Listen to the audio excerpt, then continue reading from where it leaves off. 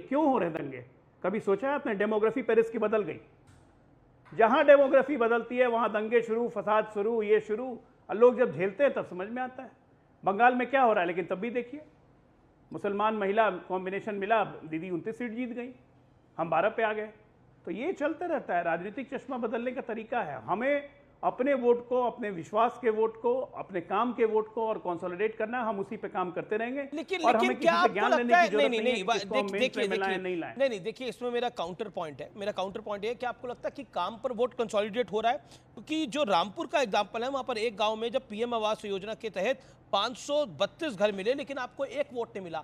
अगर काम पे वोट मिलता तो उस 532 में 32 वोट तो आपको मिल जाते, 2 वोट तो मिल जाते, एक भी नहीं मिला। मेरी बात समझिए, 2 चीजें हैं। बिल्कुल आप सही कह रहे हैं, लेकिन मेरी बात समझिए, 2 चीजें हैं। काम पे वोट वहां मिलता है जहां पे पढ़े लिखों की संख्या ज्यादा होती है। जैसे जैसे हिंदुस्तान की लिटरेसी रेट बढ़ी है, भारतीय जनता पार्टी मजबूत होती चली गई है। हम काम क्या कह रहे हैं? हम काम कह रहे हैं कि मुसलमानों में और शिक्षा पैदा करेंगे। हम मदरसों को आधुनिक बना रहे हैं, चाहे यूपी हो, बिहार हो, मध्य प्रदेश हो, राजस्थान हो, हर जगह। शिक्षा का जब सोच बढ़ेगी तो सांप्रदायिकता की सोच घटेगी। और जो मन में बैठा दिया गया ना कि बीजेपी सबसे बड़ी दुश्मन है, इस डर को समय के साथ ही निकलना होगा, हम जबरदस्ती नहीं निकाल सकते हैं। जी, मैं रुक करता हूं। मेरे साथ फराज किदवई हैं, समाजवादी पार्टी के प्रवक्ता। फराज किदवई साहब, सवाल बहुत बहुत बड़ा है और सवाल यह है, क्या जो वोट जिहाद की अपील थी उसका उसने काम करा, या उसके साथ साथ वोट जिहाद प्लस पीडीए का गेम जो था, गेम प्लान जो था, दोनों के कॉम्बिनेशन ने बीजेपी के खेल को बिगाड़ दिया, खासतौर पर उत्तर प्रदेश और महाराष्ट्र में? अमित जी, देखिए, ये जो 2024 का इलेक्शन हुआ है, अब इसमें अजय आलोक जी चाहे जो कुछ बोल लें, लेकिन इस इलेक्शन में भारतीय जनता पार्टी जो मुंह की खाई है वो इस बात की खाई है कि जब एक तानाशाही वाला फैसला नोटबंदी का लिया गया था, जिसने कि कैश इन सर्कुलेशन जो पहले था उससे अभी डबल कर दिया गया है, ये उसकी वजह से इनकी हार हुई है। भारत की जो महिलाएं हैं, भारत की महिलाओं में जो खून की कमी हो रही है, आज भारत की महिलाएं जो महंगाई से जूझ रही हैं, आज दुनिया के, मैं FAO का आंकड़ा बता रहा हूं कि आज दुनिया में अमीर जी खाने पीने के जो सामान है उसका इन्फ्लेशन जो है वो कम हो रहा है, मगर भारत में खाने पीने के जो सामान है उसका इन्फ्लेशन लगातार पिछले 3 सालों से बढ़ रहा है। तो भारत की महिलाओं ने इनको वोट नहीं दिया। भारत के किसानों के ऊपर जो अत्याचार हुए, भारत के किसानों को इन्होंने उग्रवादी कहा, 700 किसान शहीद हुए।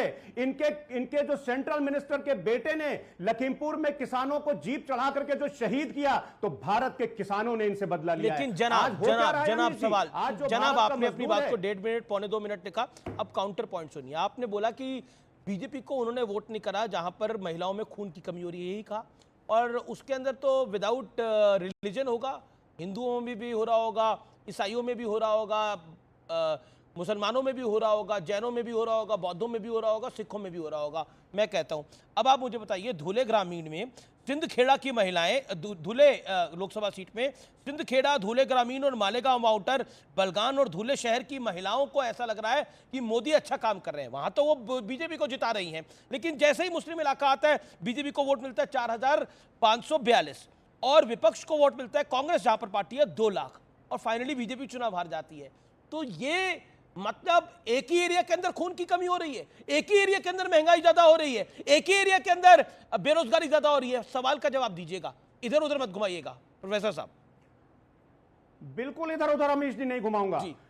भारतीय जनता पार्टी को अगर एक विधानसभा में वोट नहीं मिला या एक बूथ पर नहीं मिला, तो मैं लॉन्ड्री लिस्ट निकाल दूंगा कि समाजवादी पार्टी को कम से कम 50 या 60 बूथ ऐसे होंगे जहां पर इसी रेशियो में वोट कम मिला है। देखिए, लोकतंत्र में अमीश जी क्या होता है कि कहीं कोई बूथ आप जीतते हैं, कोई हारते हैं, लेकिन भारतीय जनता पार्टी ये जो नैरेटिव सेट करती है ना, भारतीय जनता पार्टी ने पिछले 10 साल में जो माहौल बनाया है, वो सागर खयामी का एक शेर सुन लीजिए, उससे आपको सब समझ में आएगा कि ऐसी कोई मिसाल जमाने में पाई हो, हिंदू के घर में आग खुदा ने लगाई हो, बस्ती किसी की राम ने जलाई हो, या नानक ने राह सिर्फ सिखों को दिखाई हो। राम और रहीम, नानक, ईसा तो नरम है, चमचों को तो देखिए अग्नि से ज्यादा गर्म है। अरे अमीर जी, ये भारतीय जनता पार्टी जो है ना, ये भारतीय जनता पार्टी नफरत की राजनीति करते करते आज इनको समझ में आ गया है, जब वोट की चोट इनके ऊपर पड़ी है, जब भारत के हिंदुओं ने, मुसलमानों ने, मजदूरों ने, किसानों ने, महिलाओं ने, सबने इनको रिजेक्ट कर दिया है। ये वैलिड पॉइंट है। मैं अजय आलोक का जवाब लेता हूं, फिर वारिस पठान के बाद आता हूं। ओके,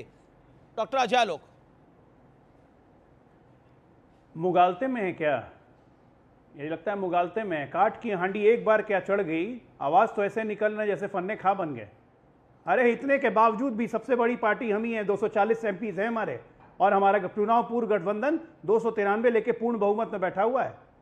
किस मुगालते में है? 45.6% इस देश के टोटल मतदाताओं ने हमें अपना वोट दिया है। आप हैं कहां हमारे सामने? देश का विश्वास अभी भी प्रधानमंत्री मोदी जी और एनडीए में है, इसकी कोई शक नहीं है। हाँ, आपने जो नफरत की आंधी फैलाई थी कि संविधान खत्म हो जाएगा, आरक्षण खत्म हो जाएगा, उसके कारण थोड़ा बहुत आपको फायदा मिल गया है, लेकिन वो काट की हांडी बार बार नहीं चढ़ने वाली है, टीपू टीपू ही रहेगा। ठीक है ना?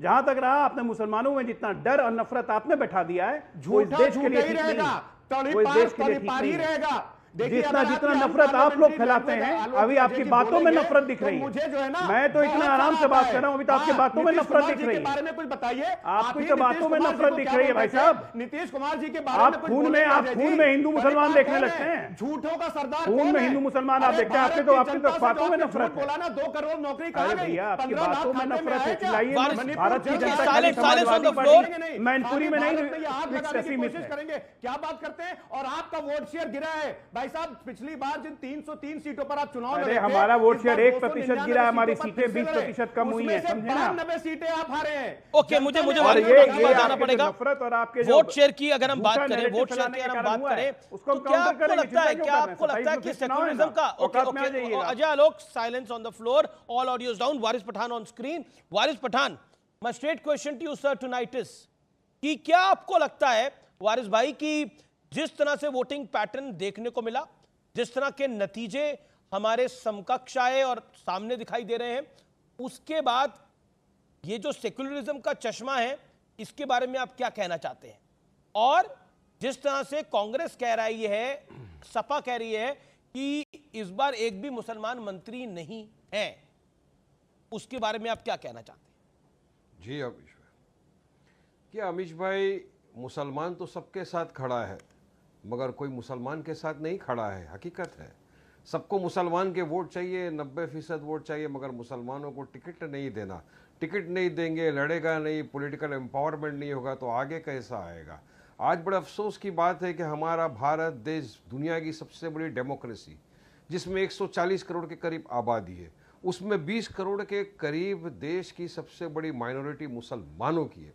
अब इतनी बड़ी माइनॉरिटी वाला देश में पहली मर्तबा आज़ादी से लेकर अब तक देखने को मिला अमीश भाई कि कैबिनेट में एक भी मुसलमान मंत्री नहीं है। तो क्या ये अफसोस की बात नहीं है? अरे हम वो लोग हैं जिन्होंने आज़ादी की लड़ाई में अपनी जानें गंवाई थी, और आज ये मुसलमान इस लेवल पे पहुंच गया है कि एक कैबिनेट में नहीं, जिसके जवाबदार दोनों भी है, चाहे महाविकास अघाड़ी हो, इंडिया अलायंस हो, या इस तरफ एनडीए का अलायंस हो। अमीश भाई, दोनों को भी वोट चाहिए। लेकिन पॉलिटिकल पंडित तो ये भी कह रहे हैं कि इस बार ओवैसी साहब की पार्टी को भी नुकसान हुआ, क्योंकि मुसलमान वोट एक मुश्त इंडिया अलायंस की तरफ गया, यानी महाराष्ट्र में उद्धव ठाकरे की तरफ गया, यूपी के अंदर वो सपा और कांग्रेस के अलायंस की तरफ गया।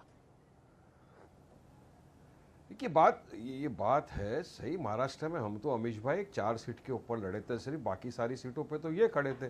48 सीटें थी महाराष्ट्र के अंदर। महाविकास अघाड़ी ने तो एक गठबंधन बनाया था जो बीजेपी के अगेंस्ट था। एक बात तो सही है कि बीजेपी तो सरासर मुसलमानों की दुश्मन थी, है और रहेगी, हमको यकीन है इस बात का। इनको मुसलमानों से कुछ लेना देना नहीं है, कोई हमदर्दी नहीं है। मगर जिन हमदर्दी का जो पार्ट पढ़ाते हैं ना अमीश भाई, दिल आहट कब होता है, तकलीफ कब होती है पता है अमीश भाई? जब जो सेकुलरिज्म की बात करते हैं, जो मुसलमानों के हमदर्द बनते हैं, मुसलमानों के वोट लेते हैं, और जिनको मुसलमान वोट भर भर के देता भी है, डराता भी है जिनको कि अगर आपने एमआईएम को वोट दिया तो बीजेपी जीत जाएगी, उनका वोट भी ले लेता है। मगर आप देखिए अमीश भाई, पिछले 3 दिन के अंदर उत्तर प्रदेश के अंदर 2 इमामों का कत्ल कर दिया गया, गोलियों से मार दिया गया। मुझे बताइए ना, यहाँ पे समाजवादी के भी प्रवक्ता बैठे, क्या अखिलेश ने एक भी ट्वीट किया? क्या जवाब ले लेते हैं। ठीक है किया भाई आपने? मेरा तो सवाल है। जी जवाब ले लेते हैं। मुसलमानों ने आपको वोट दिया, फराज ये आप नकार नहीं सकते। भर भर के वोट दिया है आपको, भरोसे के साथ वोट दिया है आपको। आपने क्या किया उनके लिए? आप डराकर वोट लेते हैं। ऑपोजिशन बनाएंगे? अभी महिलाएं आ गई, जवाब दो मेरा। अब बुर्का नशीन महिलाएं आ गई, कह रही है हमें 8,500 रुपए महीना दीजिए। कहां से देंगे? वो तो दफ्तर पहुंच गई कांग्रेस के। अमीर वादा जी, किया था ना आप लोगों ने, देखिए, ये हम तस्वीरें चल रही डरा हैं करके बिल्कुल अमीर जी देखिए, हम लोग डरा करके भी बिल्कुल भी वोट नहीं लेते हैं।